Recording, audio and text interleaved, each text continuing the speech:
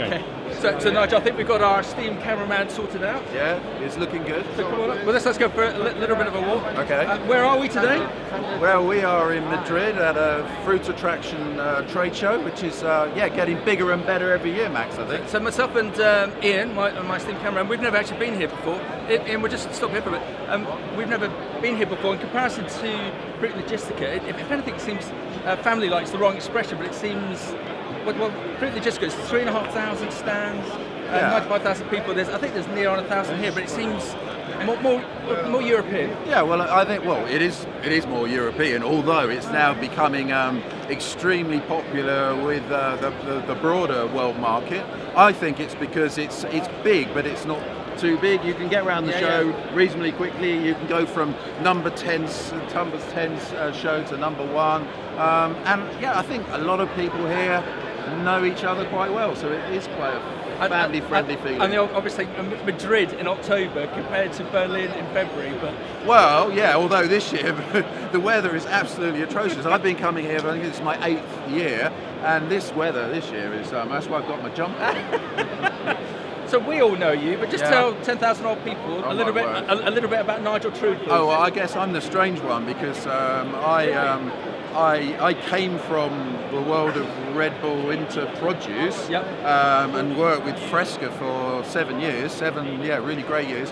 But actually prior to that, I started life at Sainsbury's as a produce buyer, and I believe, truly believe, that it's in your blood, and if it's in your blood and you have a passion for fresh produce, that you can fight it, Max, but in the end, it's going to get you, and I love it. That's why I think you're fascinating, because you've got this background of Sainsbury's as a fruit buyer, and then I think you've been a bit modest. Sales director, then MD for RedBull in the UK. Yes. So huge brand exposure. Yes. And then come into this wacky Machiavellian world of fresh produce. Yeah. So here's the big one. What are your learnings from coming from the likes of RedBull into fresh produce? Yeah. Are we as sophisticated in fresh produce as a big branded product such as RedBull?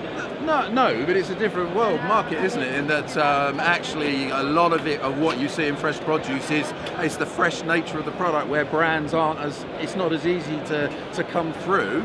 But it's not to say that you can't create great brand value, whether it's just as a company or within a product. And there's some great examples of products that are strong brands, but RedBull was a lot easier. It's a blue and silver can. That's what it was, and actually it was a lot about the marketing around it.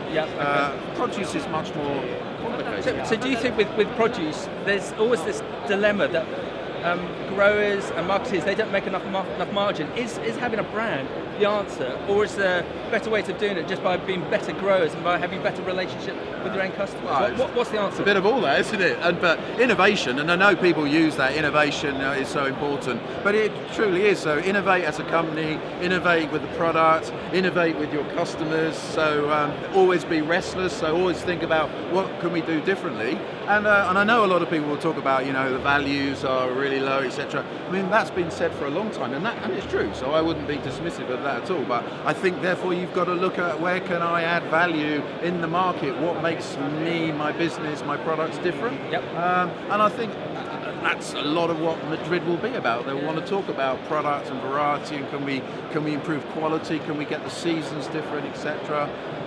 And there's a real energy in the room. I think you can feel it. And as we talked at length before, that the market is coming to this whole sector in the respect of the march of veganism, plant-based foods, and so this sector needs to do more to capture that. Yeah, more and more. So if a produce company came to you and said, right, Nigel, how can we create success within this sector from this base product of whether it be a piece of fruit or a piece of veg?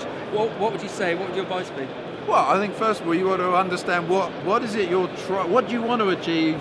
What are you good at? I think that sometimes people lose sight of what they're good at and what they really have credibility around, and understand that about yourself. And I think it's really important to talk to your consumers and talk to your trade customers. Listen, and then maybe go away and actually see whether, I've listened and I can really now come back and add value, whether it's now with a packaging, or whether it's product, or with its supply chain. You know, there's been so much change in innovation that people don't actually talk about that either. Yeah. I think that's what it's about.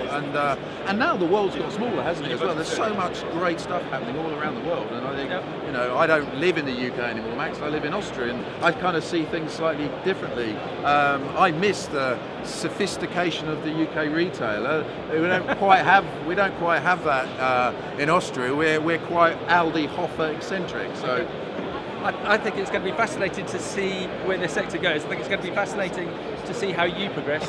Nigel, lovely to see you. Yeah. I want to show you a very innovative pineapple grower. Come on, let's go. Okay.